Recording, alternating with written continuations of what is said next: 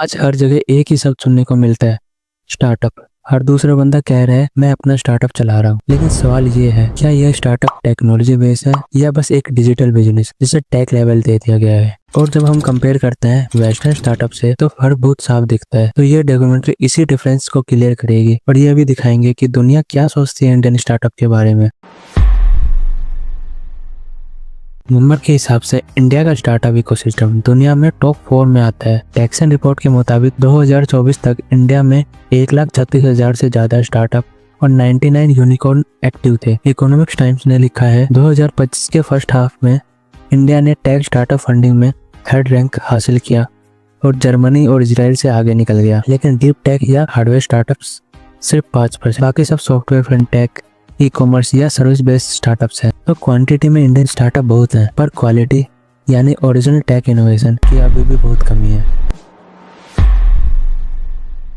ज़्यादातर Indian startup consumer focused है, food delivery, fintech apps, logistic या ई कॉमर्स। एक बिजनेस स्टैंडर्ड रिपोर्ट कहती है कि इंडिया ने ज़्यादा ध्यान डिजिटल सर्विस पर दिया है, जबकि चाइना ने इंडस्ट्रियल और मैन्युफैक्चरिंग टेक्नोलॉजी पर। और एक और एनालिसिस बोलता है कि इंडियन स्टार्टअप में लोन मॉडल्स कॉमन है, सक्सेसफुल वेस्टर्न आइडियाज का इंडियन वर्जन। यानी हम इनोवेशन से ज़्यादा अडेप्टिव बन गए हैं, हर एक चीज़ में कॉपी कर रहे हैं। इंडिया का टेक लीड स्टार्टअप नए बनने के पीछे भी बहुत से रीजन है, जैसे ज़्यादा टाइम और कम कैपिटल। हार्डवेयर और डीप टेक स्टार्टअप को बनाने के लिए research and development, supply chain और फंडिंग चाहिए होती है। बट इन्वेस्टर्स को शॉर्ट टर्म प्रॉफिट और पेशेंस की कमी होती है।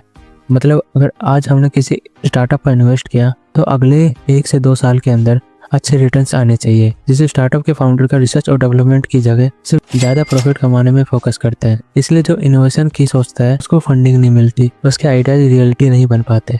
दूसरा कारण है मार्केट डिमांड का इशू। इंडिया की कंपनीज अभी भी बेसिक डिजिटलाइजेशन पे फोकस कर रही हैं। रोबोटिक्स, एआई टूल्स जैसे एडवांस टेक के लिए मार्केट छोटा है, इसलिए डीप टेक फाउंडर को अपना प्रोडक्ट बाहर बेचना पड़ता है। थर्ड रीजन है इन्वेस्टर माइंडसेट। सुहेल सेठ ने कहा था हर बंदा कॉपी बना रहा है, वड़ा पाव शॉप भी स्टार्टअप कहला रही है। ये एक रियलिटी चेक है कि ज़्यादातर लोग इनोवेशन के बजाय बिजनेस स्केल देखते हैं। वेस्टर्न इन्वेस्टर और एनालिसिस का व्यू मिक्स है, होप भी है और डाउट भी। उनका पॉजिटिव साइड ये है कि इंडिया एक बड़ा डिजिटल मार्केट है, टैलेंट भी स्ट्रॉन्ग है, सास और फिनटेक स्टार्टअप ग्लोबली स्केल कर रहे हैं। और उनका नेगेटिव साइड है बहुत सारे Indian startup copycat model follow करते हैं, इनोवेशन और पेटेंट कम है। 2015 से 18 के बीच सिर्फ 7% पेटेंट स्टार्टअप के नाम पर थे। डीप टेक शेयर अभी भी 5% के अराउंड है। यानी वेस्ट के नज़रिए से इंडियन स्टार्टअप्स क्वांटिटी में बहुत है, लेकिन ओरिजिनल टेक्नोलॉजी और ग्लोबल R&D लीडरशिप से अभी भी बहुत दूर है। ये डिफरेंस इकोसिस्टम का है। चाइना और यूएस जैसे देश मैन्युफैक्चरिंग, एआई, रोबोटिक्स और सेमीकंडक्टर पर हैवी इन्वेस्ट करते हैं।